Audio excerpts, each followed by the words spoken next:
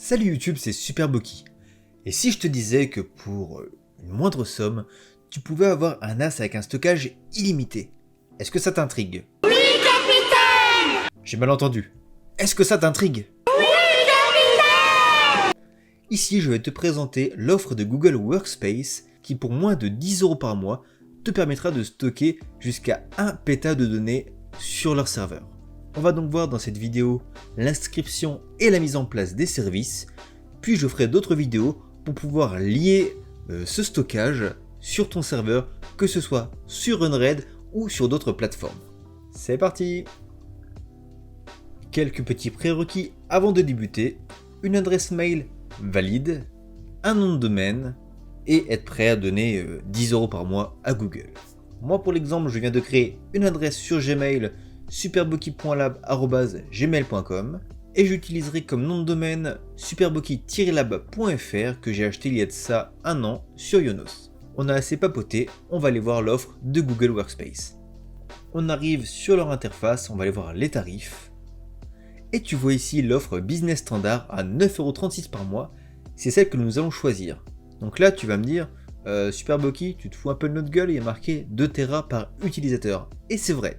Nous, on va pas s'attarder sur cet espace de stockage, donc le Google Drive, mais on va créer un Share Drive qui lui a plus, de flexibilité. On prend l'offre, nom de l'entreprise, Superboki, je suis le seul utilisateur, suivant.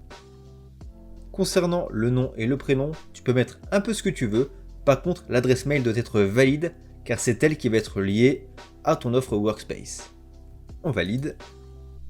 Le nom de domaine, donc comme je te l'ai mentionné, j'en ai déjà un. Si toi tu n'en as pas, tu peux très bien aller ici pour prendre un nom de domaine.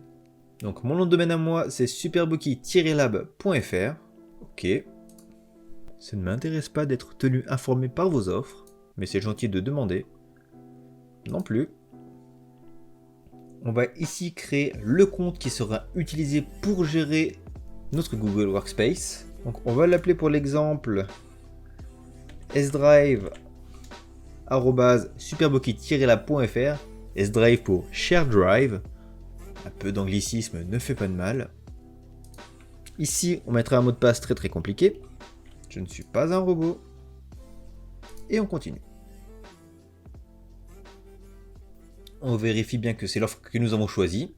Business Standard, c'est le cas. Je n'ai pas de code promotionnel, je clique sur suivant. Ici, on va vérifier les infos. Donc, ok. Tu peux mettre une adresse, pas forcément ton adresse, mais tu peux mettre une adresse ici. Mode de paiement, moi je vais opter pour un compte PayPal. Et on fait suivant. On peut maintenant accéder à la configuration. La partie inscription sur Google Workspace est maintenant terminée. On va pouvoir passer à la partie configuration.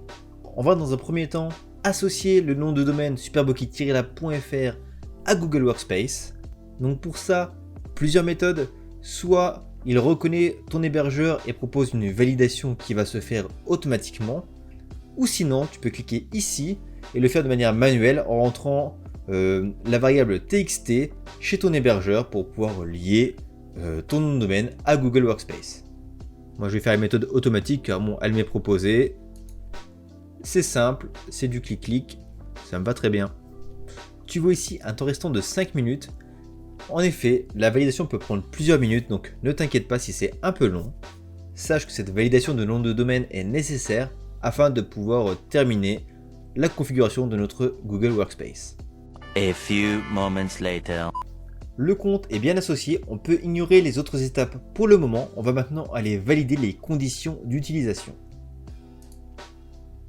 Tu vas sur compte, paramètres du compte.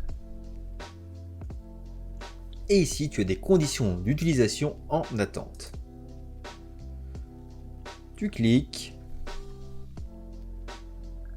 La première, tu la lis et tu l'acceptes. La seconde, tu la lis et tu l'acceptes. Par contre, la troisième, qui est relative à la loi IPA, on va s'en passer. Tu fais OK. Avant de continuer, un élément très important afin de continuer dans de bonnes conditions cette configuration, pense à t'abonner, à mettre un pouce bleu et à partager mon contenu. Merci. La lourdeur du mec. On peut donc maintenant créer un drive partagé. On clique en haut à droite sur les applications Google et devine quoi, on clique sur Drive. Une fois dessus, vérifie bien que tu es bien sur le compte Google qui correspond à ta configuration de Workspace et on va aller sur Drive partagé. Nous allons maintenant créer ce drive partagé que nous allons sobrement renommer S-Drive 0.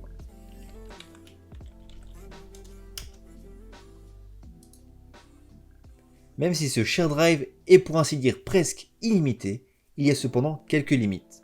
La première, tu ne peux pas uploader sur ce share drive plus de 750 Go toutes les 24 heures.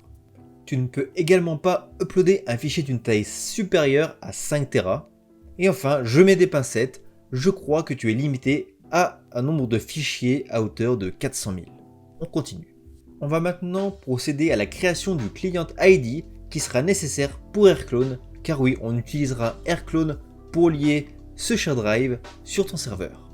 On va donc aller sur la Google Cloud Platform pour créer un nouveau projet nécessaire à la création du client ID. Ici, on accepte les notifications, mais les mails, on s'en fout. Et on va créer un nouveau projet que l'on va encore une fois appeler Share Drive 0. S-Drive 0, pardon. Il est maintenant nécessaire d'activer l'API de Google Drive sur ce projet, car en effet, AirClone va communiquer avec ton Share Drive grâce à Google Drive. Ça tombe bien, il y a la Google Drive API qui est disponible ici et que l'on va pouvoir activer.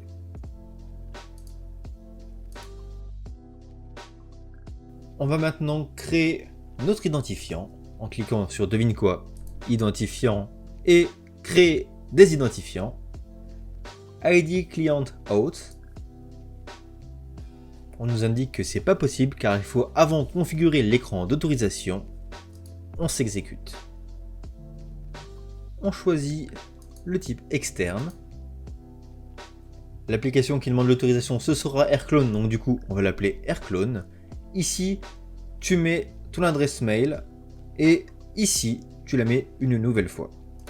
Les autres informations sont facultatives. On valide. On peut maintenant retourner dans Identifiant pour créer notre ID Client Out.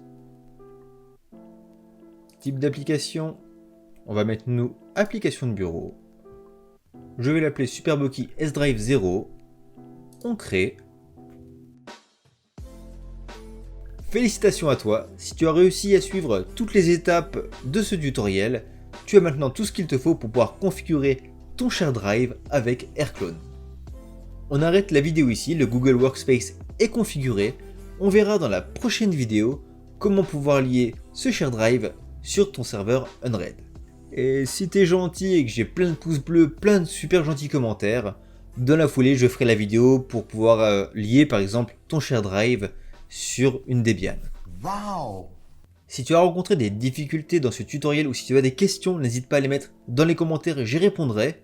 Si tu souhaites en plus de cette vidéo avoir un support écrit, je mets dans la description le lien vers le blog de Aeria, un membre de la communauté du Discord, qui fait plein de guides sur tout ce qui touche à l'informatique, l'électronique, la domotique, et il a fait un tuto pour les débutants pour configurer Google Workspace et monter son share drive. Avant de cliquer sur la prochaine vidéo, n'oublie pas de lâcher ton plus beau pouce bleu, on se dit à très bientôt, salut YouTube!